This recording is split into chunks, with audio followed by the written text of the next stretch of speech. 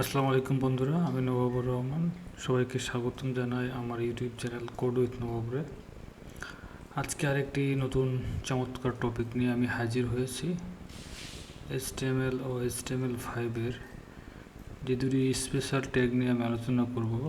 এই দুটি ট্যাগ হচ্ছে লিঙ্ক বা অ্যাঙ্কর ট্যাগ ও for hyperlinks and IMG or image tags. So চলুন, টিউটোরিয়ালটি খুব ছোট হতে পারে বাট ভেরি ইম্পর্ট্যান্ট। আজকে যতগুলো ওয়েবসাইটের লিঙ্ক থাকে এই ট্যাগের মাধ্যমে লিঙ্কগুলো করা হয় এবং যত সব ইমেজ মিডিয়া দেখতে পাই সব ওই IMG ট্যাগের মাধ্যমেই। তো চলুন আমি প্রজেক্ট ফোল্ডারটি ওপেন করি। আমি অলরেডি একটি ফোল্ডার রেডি করে রাখছি এবং এটিকে আমি সাবলাইম টেক্সটে ওপেন করব লাস্ট পার্টের মতো। আর এই আগের ফোল্ডারটিকে আমি রিমুভ করে দিলাম। এখানে আমি পার্ট 6-এর ফোল্ডারটি অ্যাড করলাম। বাই দ্য ওয়ে, আরেকটা জিনিস আপনাদেরকে বলতে ভুলে গেছিলাম, সেটা হচ্ছে আমি এখানে একটি ইমেজও অ্যাড করে রাখছি, যাতে করে আমি ইমেজটাকে লিঙ্ক করে দেখাতে পারি কিভাবে আমরা ইমেজ ট্যাগটাকে ইউজ করব। তো এখানে আমি দেখানোর আগে অবশ্যই আমাকে HTML-এর যে বেসিক মার্কআপটা সেটা নিয়ে নিতে হবে। আমি সেটা নিয়ে নেব। ডক টাইপ দিয়ে শুরু করলাম, শেষও করে দিচ্ছি। এখন আমি নেব HTML-এর আমি এখানে যাই হোক শর্টকাট দিয়ে আমি তাড়াতাড়ি করে জেনারেট করে নিলাম। এখানে আমি টাইটেল দিয়ে দিলাম, আজকে আমরা আলোচনা করব লিঙ্কস অ্যান্ড ইমেজ ট্যাগ।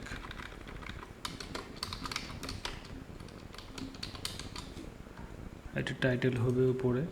আপনারা অলরেডি জানেন এটা সম্পর্কে, আমি আমার লাস্ট ভিডিওতে এটা নিয়ে আলোচনা করে ফেলেছি।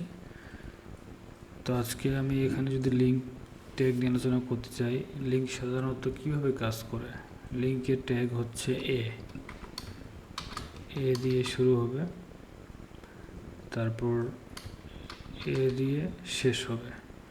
এখন লিঙ্কের এর মিডিলে আমরা যাই লিখবো, এটাই হবে লিঙ্ক। এখানে আমরা লিখতে পারি google.com। এখন এটা কি লিঙ্ক হইল? চলুন তো দেখি, আমরা এটাকে ওপেন করি ব্রাউজারে, লিঙ্ক হয়ে গেছে নাকি দেখি তো। না, লিঙ্ক হয় না। লিঙ্ক হলে এখানে কার্সার দেখাইতো, কার্সার না, এখানে একটা হ্যান্ড দেখাইতো। এখন যদি আমরা লিঙ্ক করতে চাই তাহলে আমাদেরকে এখানে লিঙ্কের হাইপার রেফারেন্স অ্যাড করতে হবে, HREF। এখন যদি আমরা কন্ট্রোল-S দিই, আবার এখানে রিলোড দিই, এখন দেখতে পাচ্ছেন এটা একটা লিঙ্কিং হয়ে গেছে। কিন্তু কোন লিঙ্কে যাবে সেই লিঙ্কটা আমাদেরকে এখানে অ্যাড করতে হবে।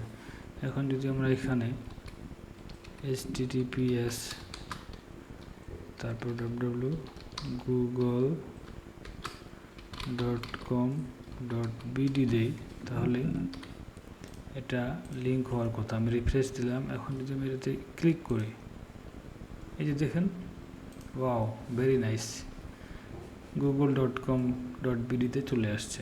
আমি আবার ব্যাকে গেলাম। এখন যদি আমি এখানে টাইপ করি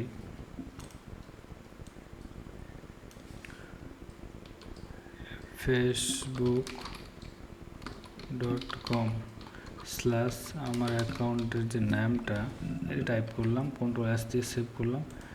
এখানে একসাথে যদি আমি রিলোড দেই, তার আগে আমি এই নামটা চেঞ্জ করে দেব।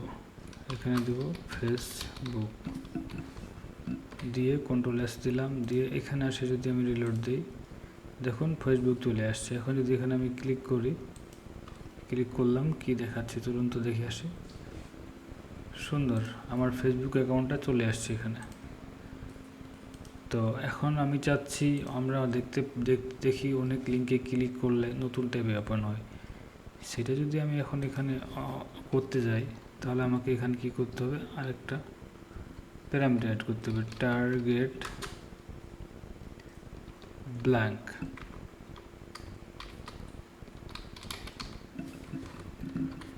এখন যদি আমরা এখানে রিলোড দিই, দিয়ে ক্লিক করি, দেখেন নতুন ট্যাবে ওপেন হয়ে গেছে। তো এটা গেল লিঙ্কের ব্যবহার, অ্যাঙ্করের ব্যবহার। এখন আমরা দেখব ইমেজের ব্যবহার। চলুন আমরা ইমেজের ব্যবহারটা দেখে আসি। ইমেজের ট্যাগটাকে কীভাবে নেওয়া হয়। সাধারণত img দিয়ে শুরু হয়, তারপর এখানে ক্লোজিং এভাবে হয়ে যায়। এটা কি হয়ে গেল ইমেজ? দেখি তো কী আসছে, দেখতেছি কিছুই আসে না। এখন যদি আমরা এখানে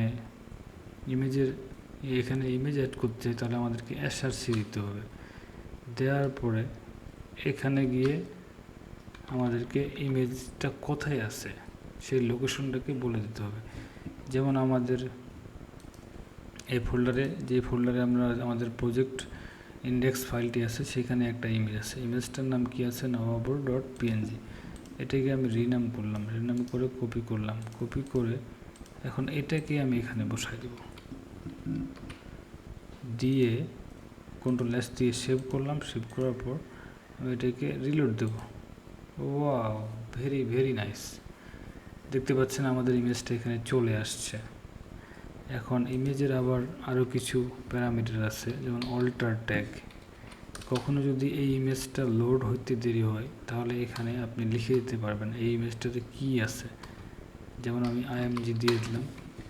যদি কোনো সময় নেট স্লো হয়, তাহলে এখানে ক্লিক করলে ইমেজটা আসার আগে এই টেক্সটটা আসবে। এই জন্য অল্টার ট্যাগ এবং এটা এসইওর ক্ষেত্রে খুবই ব্যবহার করা হয়। এখন যদি আমি এখানে অন্য একটা ইমেজ ব্যবহার করি, লাইক এজ আমি যদি কোথাকার একটা ইমেজ নিয়ে আসি, এটা একটা ওয়েবসাইট। মনে করেন যে আমি এই যে ইমেজটা, এটা আমি কপি করলাম। Copy image location, image link নিলাম। নেওয়ার পরে আমি এইখানে জাস্ট Ctrl+V দিয়ে পেস্ট করে দিলাম, দিয়ে এই যে Ctrl+S দিয়ে দিলাম। এখন যদি আমি রিলোড দিই, দেখি কি আসে। দেখেন তো, আসতেছে, এই দেখুন ইমেজটা চলে আসছে। তো বন্ধুরা, আজকে আমরা দুইটা ভেরি ভেরি ইম্পর্টেন্ট ট্যাগ নিয়ে আলোচনা করলাম। এই দুইটা ছাড়া ওয়েবসাইটকে চিন্তা করা খুবই কঠিন হয়ে যাবে, কারণ ইমেজ এবং লিঙ্ক ছাড়া কোনো ওয়েবসাইট ব্যবহার করাটা খুবই টাফ হয়ে যাবে।